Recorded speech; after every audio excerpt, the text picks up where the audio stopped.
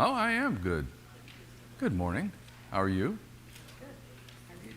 I'm all right. Hey, you're walking pretty good. For short periods of time. Well, it's better than not walking at all. Yes, it is. Just gotta stay with it. How many degrees can you get? You got quite a few. How far you can bend it? I can do 130. Really? Yeah, Wow. You're doing good. yeah. You're doing good. But it's very uncomfortable. I had to do that about 4 times a day just to keep it. To keep it limp Yeah. and yeah. Do you? You know, and I appreciate the help, but it's the big grin she's got while I'm grimacing. Yes. And the more you grimace, the bigger it gets, right? Oh, yeah, the harder it is. Let me lean into it this time. We're going for 140. Yeah,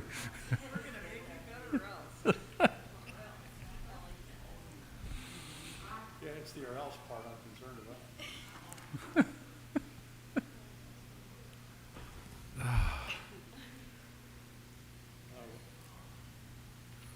Okay. Well, we're moving along in Isaiah. It is a big book.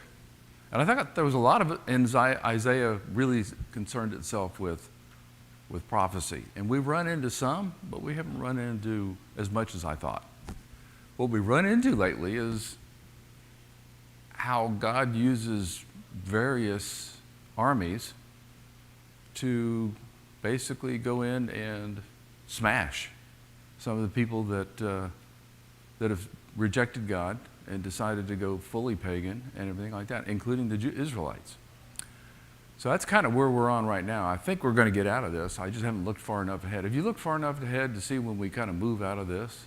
I thought about putting together a whole timeline, just kind of as a reference, but we're not talking timeline. Yeah. Chart back and forth between Yeah. the plots. Yeah, that's what I was thinking about reading at least the first 50 chapters and kind of getting an idea where they're headed. So anyhow, we're on the fall of Tyre and Sidon. So like I said, it talks about Moab, talks about Aram, it talks about northern Israel, it talks about Judah, it talks about Edom, now we're on Tyre and Sidon. So, the pronouncement concerning Tyre, wail, you ships of Tarshish.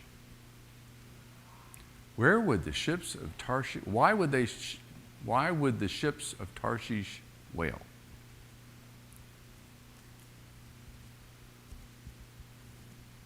Concerning the pronouncement of Tyre. Sounds like the penalty on Tyre has created an economic problem that's even the traders from Tarshish. Right. And what he's talking about is this map here. Whoops. There we go. Right here is Israel, right here in this area. And there's Tarshish. And right here in this area is where Tyre and Sidon are, at this particular one. So they've got to come all the way across the Mediterranean to get to here. And if you look at it right here, if we kind of have an arc that goes like this over Arabia, they call that the Fertile Crescent. That's where a lot of people are. If there's a lot of people, that's where you trade. And the fact that Tyre and Sidon fall the way they fall, it means they can't trade. They don't have anywhere to go.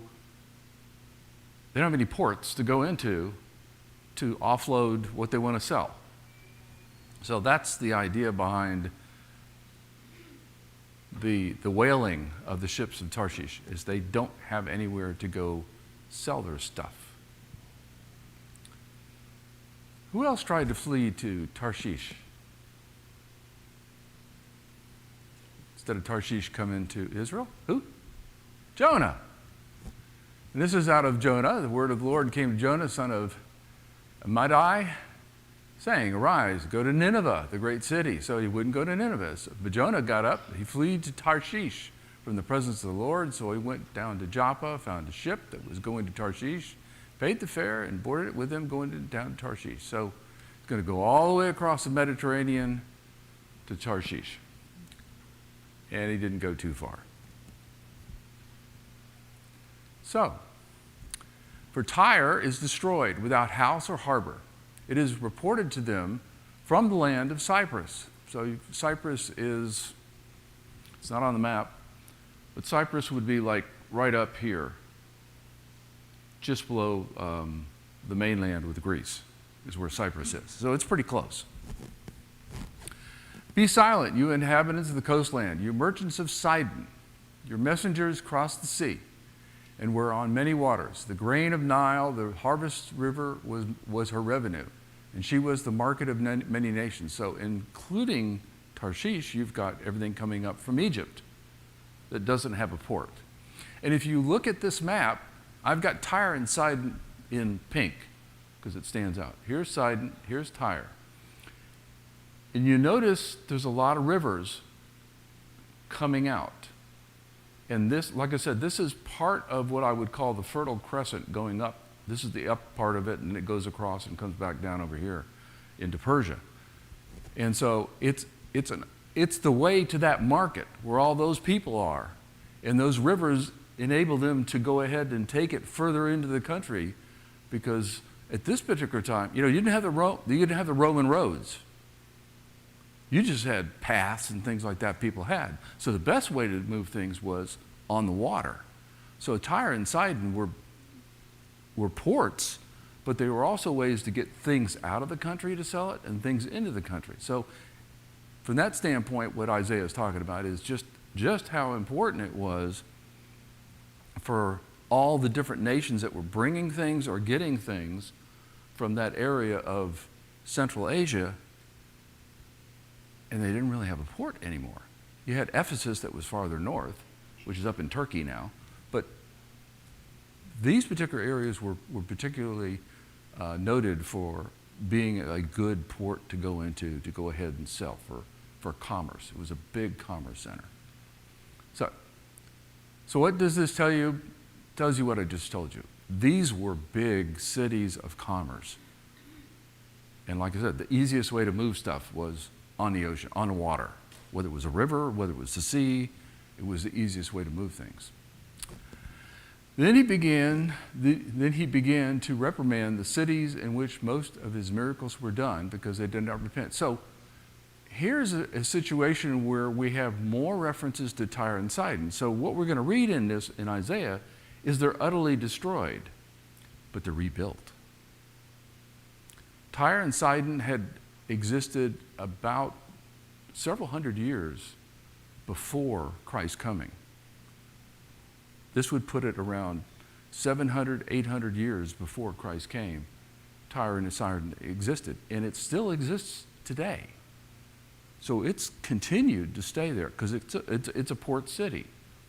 So a lot of cities we have, like Babylon doesn't exist anymore. Several of the cities we've gone through, they don't exist anymore. But Tyre and Sidon do. They were rebuilt, but they were crushed at this particular time.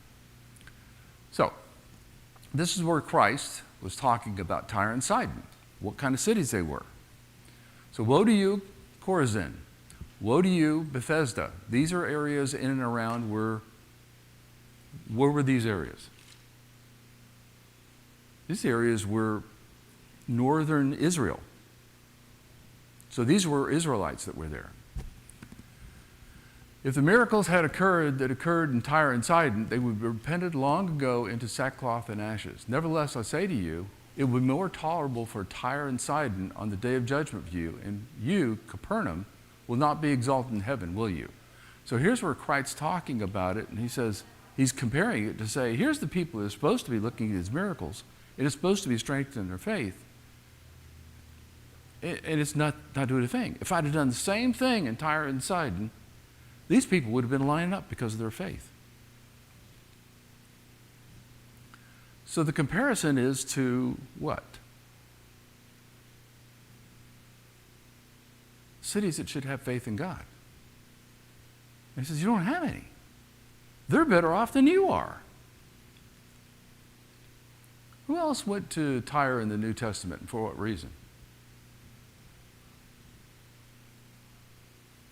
Anybody remember? Same guy, Jesus. Jesus went away from there and withdrew in the region of Tyre and Sidon. So this is the one about the Canaanite women. You could read through it, nothing like that.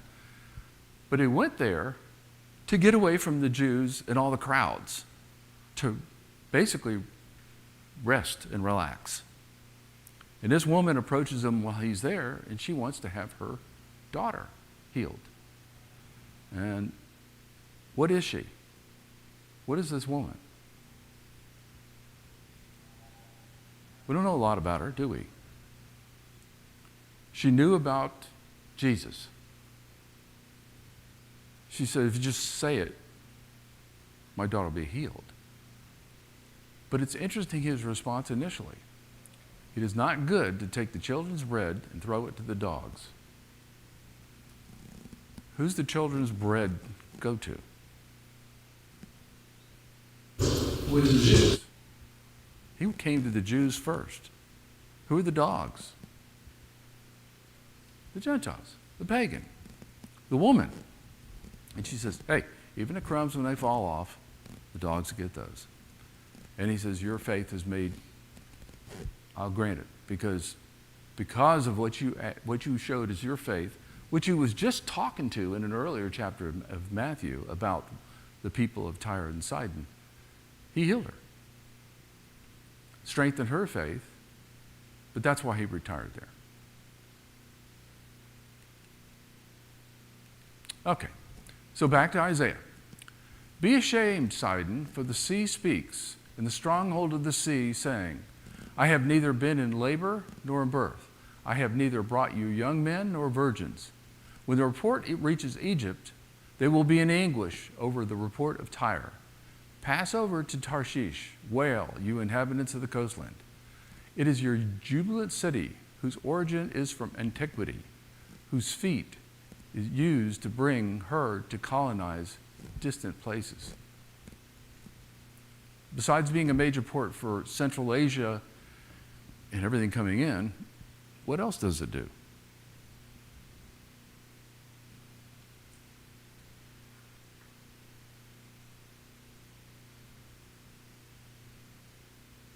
It's an export. What does it export? Yeah, whatever comes in. Stuff, merchandise, and people. Colonization. So it's a big deal as far as it being a port. And all the nations are suffering because of what happens to Tyre and Sidon. Tyre and Sidon are pretty rotten places, by the way. Who has planned against Tyre, the bestower of crowns, whose merchants were princes, whose trades were the honored of the earth? The Lord of armies has planned it, to defile the pride of all beauty, to despise all the honored of the earth. Overflow your land like the Nile, you daughter of Tarshish. There is no restraint. He has stretched his hand out over the sea. He has made the kingdoms tremble. The Lord has given a command concerning Canaan to demolish its strongholds. He has said, you shall not be jubilant anymore, you crushed virgin daughter of Sidon. Arise, pass over to Cyprus. Even there you will find no rest. So Isaiah asks, who could do this to Tyre and Sidon? So who is it? This is a softball. Easy.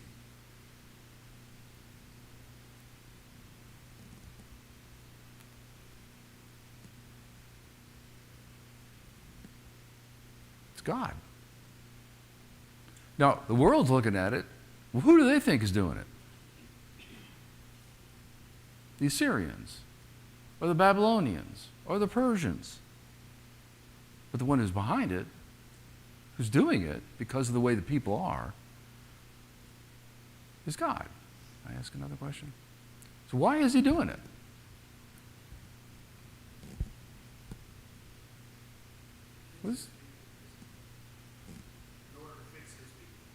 Well, to fix his people, but also in the first part of the bestower of crowns, whose merchants are princes, whose traders are honored on the earth. These people have gotten full of themselves. It's to humble them.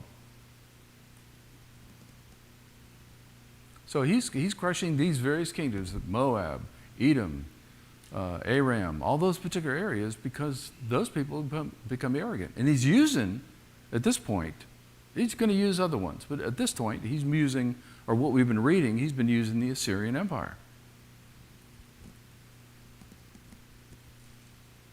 Okay, I just answered that one. So, back to my favorite map, but I did stick Tyre in there. Now, Tyre's right here in this area, and this light blue over here and over here and a little bit over here really corresponds to Tiglath-Pileser as far as an Assyrian king. But the time frame says that he conquered those areas, but would he cut off a couple of ports that brought in all that economic boom into his kingdom? Probably not. I think what happened was those particular cities, as you saw the Assyrian Empire begin to kind of decline, started to rebel, started to get even more arrogant, started to get even more, hey, we don't have to pay attention to the Assyrians, we don't have to pay attention to anybody, we're great, we're the greatest ones that are here. You know, they got really, really pumped up. And I'll see if I can say these names. You've got these two guys down here, Esarhaddon and Ashur-ben-Benapal. These particular two kings mostly conquered down here. But we're going to get into a little bit farther that says it might be up here they were doing a little bit of work too. And the reason being is if those particular cities, instead of supporting the economy, kind of revolted and said, we're not going to pay the taxes, we're not going to do this, we're not going to do that, because they got that much arrogance, that would cause those particular kings to do what they did to a lot of cities, to say, I'm going to make an example out of you. I'm going to crush you. Like the rest of the world will look at it and just shudder. And it was kind of, a lot of the kingdoms did that. The Assyrian Empire did that. The Babylonian kingdom, to a large extent, they did the same thing. They were very cruel in what they did. So, in the time frame I want you to look at also is 681 to about 558 BC. So that puts it coincidental with something else that was going to happen. And that's why I put it down there in that particular region is it's the declining part of the Assyrian Empire. Who's ascending at this time? What empire is ascending at this time? At the end of the Assyrian Empire. Who's the golden head? Babylonian Empire. They're ascending. The Assyrian Empire is descending at the end, at the particular point. So, behold, the land of the Chaldeans, which included Israel, right? All that was where the Chaldeans were, but that's where Tyre and Sidon are also. Remember when Solomon built the temple, where did he buy a lot of his wood from?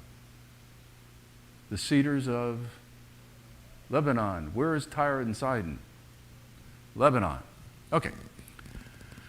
So you can see that they'll rebound from what's going on right now. This is the people that did not, or they were more important to what was going on, and now they're going to kind of decline as far as two cities. Assyria allocated it for desert creatures. So this is saying, who did it? Who did it to Tyre and Sidon? And it says, Assyria allocated it for desert creatures.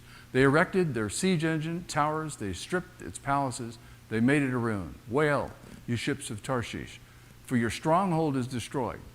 Now on from that day, Tyre will be forgotten for 70 years, like the days of one king. At the end of 70 years, it will happen to Tyre as in the song of the prostitute. Take your harp, wander around the city, you forgotten prostitute. Pluck the strings skillfully, sing many songs that you may be remembered. So will Tyre and Sidon remain destroyed? It's a yes or no answer. You got a 50-50 chance of getting it right. No.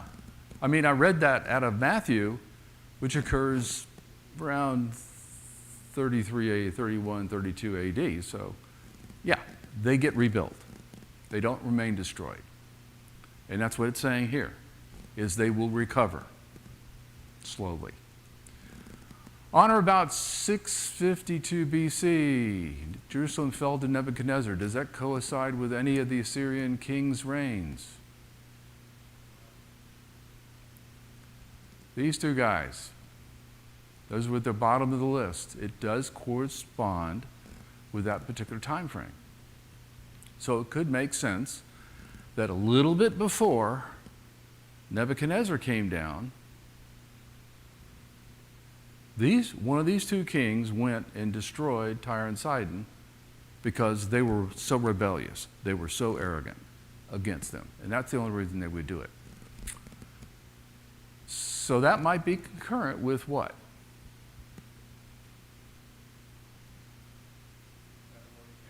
The Babylonian captivity of the Jews. It's a 70-year time frame. It did occur.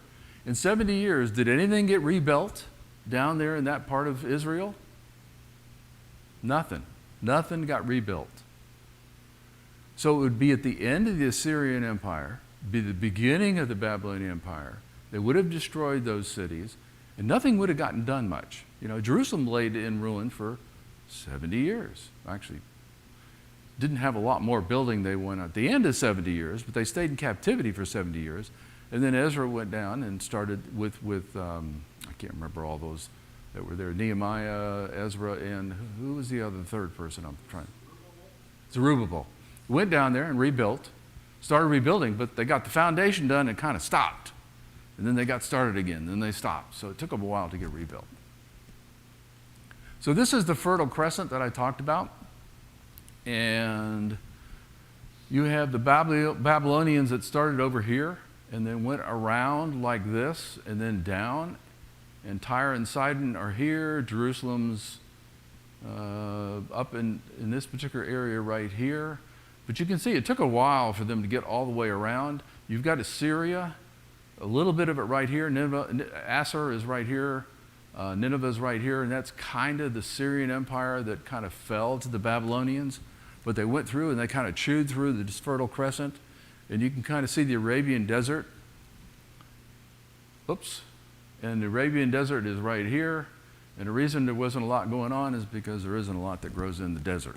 There isn't a lot of people in the desert. So that's why that crescent goes the way it does. So that's kind of the expansion. It's kind of like a horseshoe was the Babylonian Empire.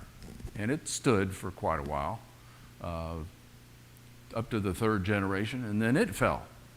And it fell to the Persians. And the Persians, push the right button, Persians are right over here in this particular area that started to come in and take the same path. So that's kind of the history of what's going on in the context of what Isaiah is talking about. So, it will come about at the end of 70 years that the Lord will visit Tyre. Then she will go back to her prostitute's wages and commit prostitution with all the kingdoms on the face of the earth. Her profit and her prostitute's wages would be sacred to the Lord. It will not be stored up or hoarded, but her profit will become sufficient food and magnificent attire for those who dwell in the presence of the Lord. What does he mean he'll visit Tyre?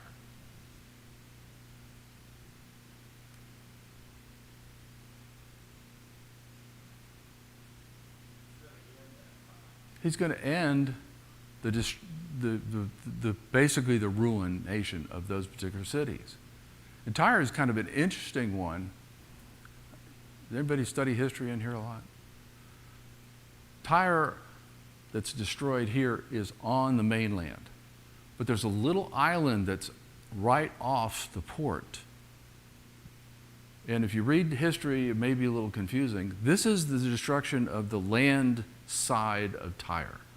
But there was a part of Tyre that they built a castle on, a fortification on the island that stood longer, and the one who conquered that was Alexander the Great, which is which is way in the future. So this is the destruction of the one on the land, not on the island. So if you read the two and you hear History Channel and everything like that, there's two different parts of Tyre. This is the one that was on the land.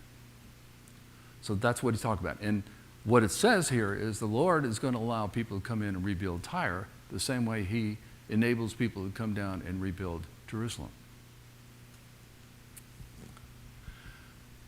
Does Tyre change its ways?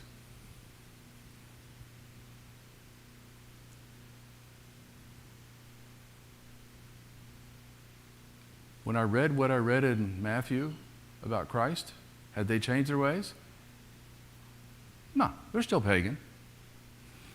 But there's going to be things that come in through Tyre and through Sidon that are going to benefit God's people. So God allows it. So the destruction in God's land. So now we're more focused on the Jews. So we've moved from just looking at Tyre and Sidon, now we're looking back at God's land, which is chapter 24, which is why they divided it. Behold, the Lord lays the earth waste, devastates it, twists its surface, and scatters its inhabitants. And the people will be like the priest, the servant like his master, the female servant like her mistress, the buyer like the seller, the lender like the borrower, the creditor like the debtor. The earth will be completely laid waste and completely plundered, for the Lord has spoken this word. The earth dries up and crumbles away. The mainland dries out and crumbles away. The exalted of the people of the earth dwindle. The earth is also defiled by its inhabitants, for they violated laws, altered statutes, and broke the everlasting covenant. Therefore a curse devours the earth, and those who live on it suffer for their guilt. Therefore the inhabitants of the earth decrease in number, and few people are left. What does it mean? The people will be like the priest, the servant like his master, and on and on. What is it talking about there?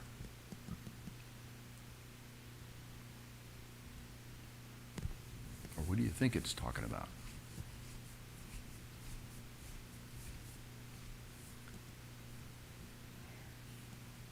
Exactly. Everybody's going to be the same. There's not going to be this classes in the society that we have. There's not going to be the rich, the person that controls the money, the people that owns the money.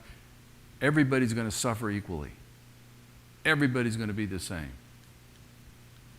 God's going to be he's not going to discriminate against one group or another group. It's like you're all going to suffer.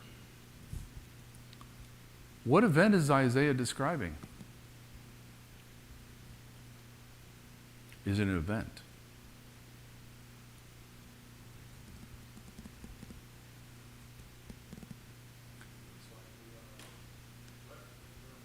The what? It does, but there's people left. It dwindles. It doesn't go away. Okay? What's it? Huh? Yeah, when you go back and you look at the last 4 or 5 chapters we've been talking about, what's been happening?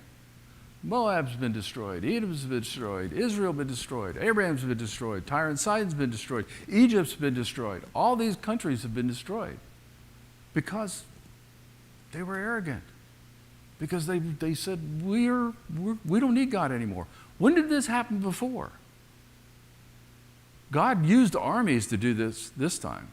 You know, the judgment day, is God going to use any armies? No, can't use any armies. Why? Because it's a destruction of creation. All the stars in heaven, all the planets, all the solar systems, the whole universe is gone. Can't use an army to do that. He's going to do that.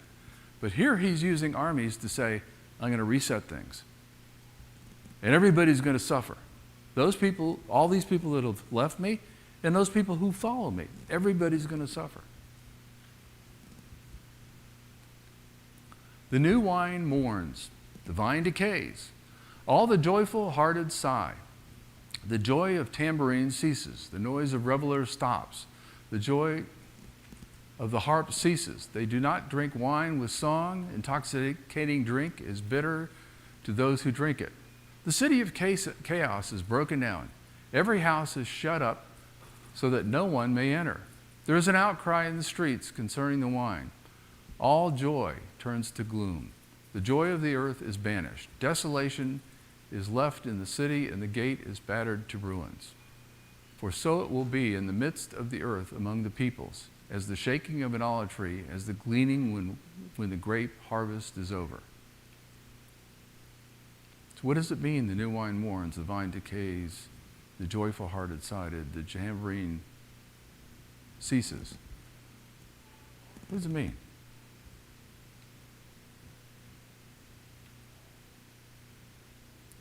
People are going to be crushed. Cities are going to be crushed. Universally. I mean, when you look at it, it says in verse 13, for it will be in the midst of the earth, among the peoples, as the shaking of an olive tree, as the gleanings when the grape harvest. There won't be anything there. There's no food to eat, nothing. The gates of the cities have been destroyed. The cities have been destroyed. Everything has been broken down. And people are starting from scratch all over again. It has to be that way, otherwise the neighbors will just move in. You know, nature pours a vacuum, and then all of a sudden the vacuum, others will come in and rebuild. It basically just has to do this for 70 years. It just all got flat. And it was in that region of the world. You know, he didn't go much into Egypt. He did a little bit because we talked about the destruction of Ethiopia. So you're talking about all these different major dominant kingdoms at the particular time. You know, Egypt was a dominant kingdom. Ethiopia was a dominant kingdom. And it comes to be the Assyrian was a dominant kingdom. But you had all these different parts. They've all been crushed. This is I pulled this out of my history book, one of my history books, Tiglath-Pileser. So this was typical of the Assyrians. How they conquered a city, particularly one that was resisting them strongly. He regularly destroyed captured cities by fire and was merciless towards the inhabitants, cutting off their hands and ears, putting out their eyes, and stacking them like cordwood for them to die. The children were burned alive, and the chief men taken to Assur, which was one of the main cities, for more refined torture. That's the way the Assyrians did things. Quite honestly, that's the way the Babylonians did things as well. They were very, very cruel. They raise their voices, they shout for joy, they cry out from the west concerning the majesty of the Lord. They glorify the Lord in the east, the name of the Lord, the God of Israel, in the coastlands of the sea. From the ends of the earth we hear songs, glory to the righteous one. But I say, am finished. I am finished. Woe to me. The treacherous deal treacherously, and the treacherous deal very treacherously. Terror and pit and snare confront you, you inhabitant of the earth. Then it will be that the one who flees the sound of terror will fall into the pit, and the one who climbs out of the pit will be caught in the snare.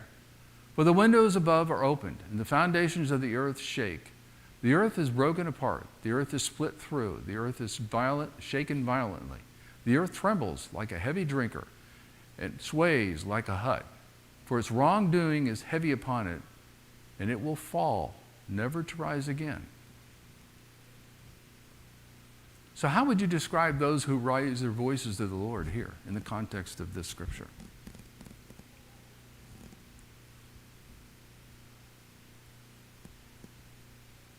Isn't it kind of like, now you're going to call on me? You've ignored me? You said I don't exist, and now everything's gone bad? Now you're going to say, oh Lord, you're so great about that? Did the people really mean it? No. They just want to get out of this mess.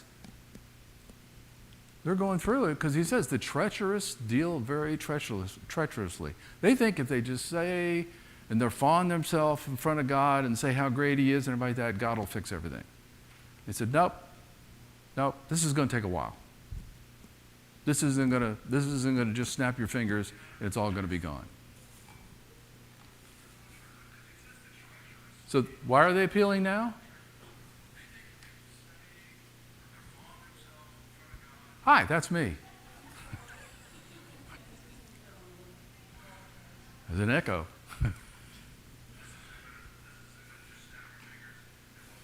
And there I am again. See how long that takes.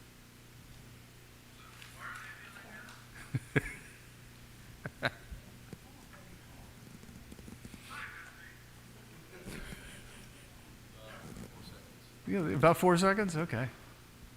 So, she was listening on her way here. So, the people are appealing, but they're not appealing because of faith. They're just trying to get out of this mess. So it will happen on that day that the Lord will punish the rebellious angels of heaven on high and the kings of the earth. They will be gathered together like prisoners in the dungeon. They will be confined in prison. And after many days, they will be punished. Then the moon will be ashamed and the sun will be put to shame. For the Lord of armies will reign on Mount Zion in Jerusalem, and his glory will be before his elders. Who is God punishing and why?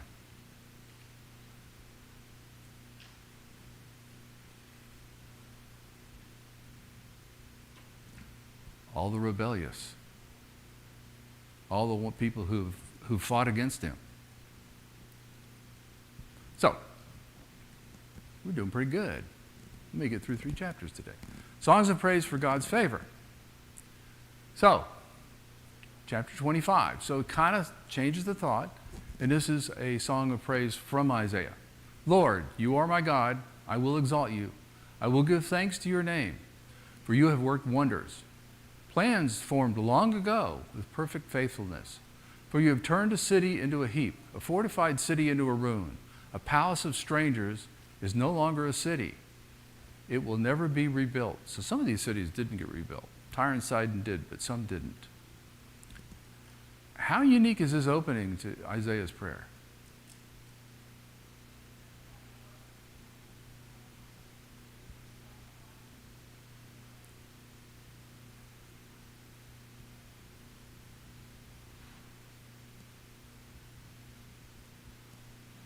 What's he thanking him? He's thanking him for really kind of 2 things here. What's the first thing he's thanking him for?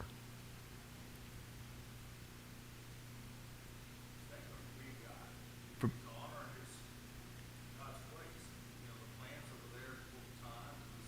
That's the first thing. Okay, what's that? What is that? What was the first thing that he said? Plans formed long ago with perfect faithfulness. What 2 has he satisfied?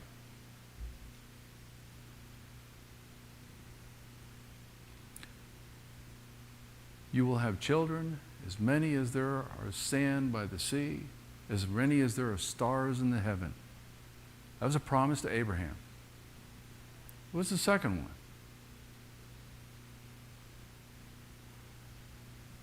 You'll get the land of Canaan. This fertile area is going to be yours. Both of those have been satisfied. So Isaiah is saying, those plans formed long ago. There's a third one. It's coming. It's about 600 years away, but it's coming. But he's talking about these 2. But he also thanks him for something else. You have turned a city into a heap, a fortified city into a ruin. A palace of strangers is no longer a city. You've destroyed the unfaithful. You've destroyed the rebellious.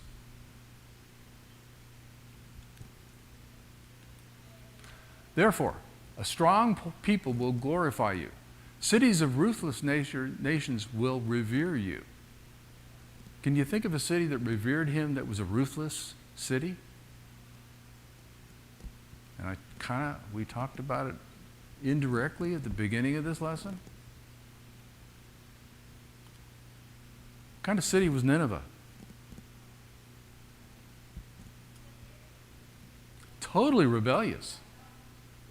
What did Nineveh do with Jonah when he finally went there? Repented. The whole city repented. Okay?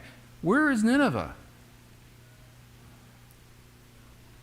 Dead square in the middle of Assyria. This is not a nice group of people. I just read what the Assyrian kings did when they conquered a nation.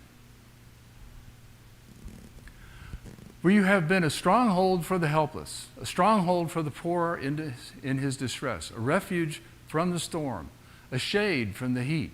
From the breath of the ruthless is like a rain from storm against a wall. Like heat in a dry land, you subdue the uproar of foreigners. Like heat by the shadow of a cloud, the song of the ruthless is silenced. So, how is God a stronghold for the helpless and those in distress if the cities are in ruin?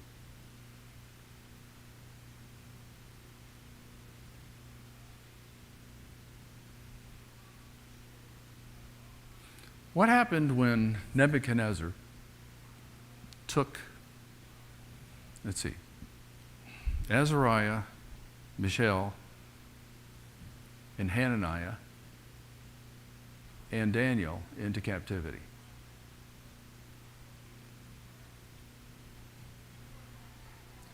Now, the three that I named first were renamed Shadrach, Meshach, and Abednego. But their original name was Azariah, Hananiah, and Mishael. What did the Lord do? First fell. He took care of them. I always thought it was interesting. When the Jews went into captivity in Babylon for 70 years, were they splintered up? They were still kind of cohesive. I mean, they were slaves, but they were still, to some extent, cohesive. They still had, I understand what tribe I'm from, I understand our heritage and everything else like that. So he took care of those people. Now, some of those people that were the rebellious, I don't think he took care of them. I don't have anything to prove that, but I don't think he took care of them that much. But you could see the extent to which he took care of them, how much he did for Daniel, and his name was, what was his name? Belteshazzar was his name.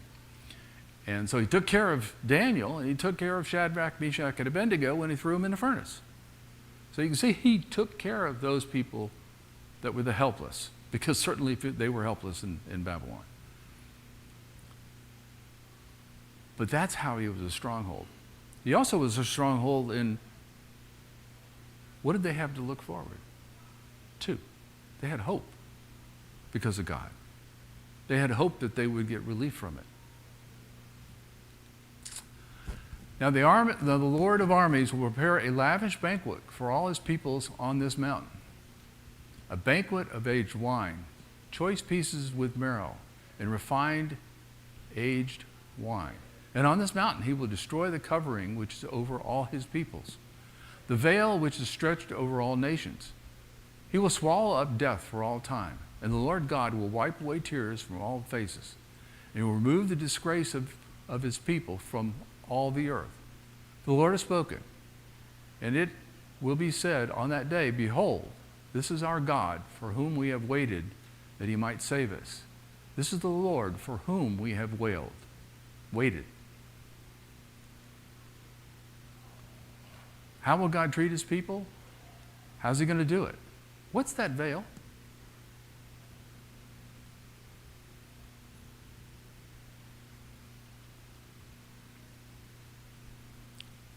This is prophecy.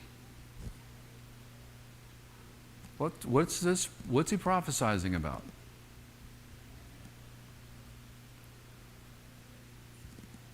Let's take the easy one. What's the veil? Huh? I don't think it's the bridal veil. I think it's the law. It's the guilt. It's you are guilty of the law. It's going to take that veil away. How's he going to do that? Through Christ. This is prophecy about Christ. This is the third promise. Through your seed, all mankind will be blessed. And that's what Isaiah is talking about here. He's prophesying about that day. Behold, this is our God, in whom we have waited that he might save us. Early in there, he will swallow up death for all time. We have physical death, but we don't have spiritual death. He swallowed up that death when Christ died and was resurrected. So that's what Isaiah is talking about here. And I think my final slide. Let's rejoice and be glad in his salvation, for the hand of the Lord will rest on this mountain. And Moab will be trampled down as a place, as straw is trampled down in the water of a pile, a manure pile. And he will spread out his hands in the middle of it. A swimmer spreads out his hands and swim, but the Lord is low in his pride. So here, he's wrapping it up to say, the mountain's going to be God. The mountain is the king here, and that's where he's going to rule from. So you can pick up in 26 next week.